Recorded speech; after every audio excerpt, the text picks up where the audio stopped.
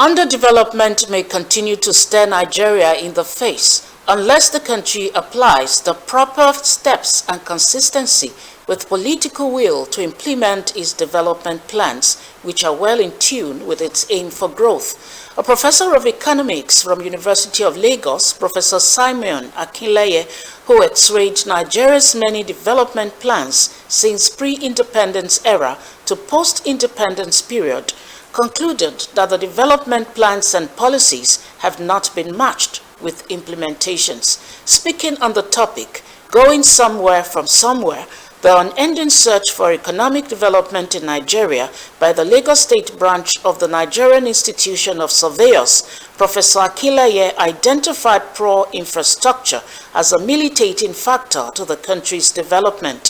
He said Nigeria lacks development despite its advantage of huge population compared with other African countries, noting that Nigeria needs to live up to its claim as the giant of Africa. The university Don made reference to the country's gross domestic product, GDP, which according to him has not helped the quest for development despite the lofty goals put in place. Because gender and inequality basically means you are able to bring more people into the economic decision making and into the economic activities of the nation. So it's very important to unleash that potential.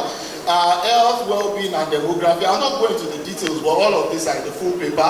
So this is my roadmap for a sustainable development. That's 1.7 million barrels per day.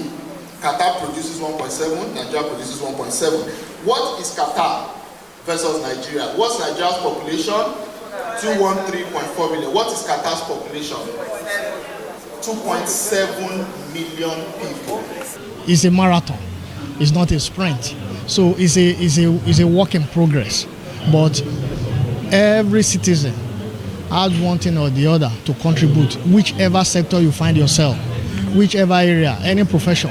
You know, we here are surveyors predominantly.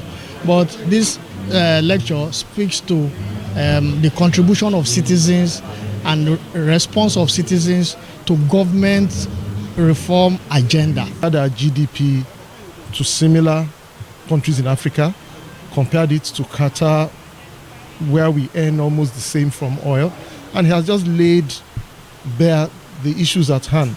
So I think it's left for all of us who have listened now. We also go home and plan in our families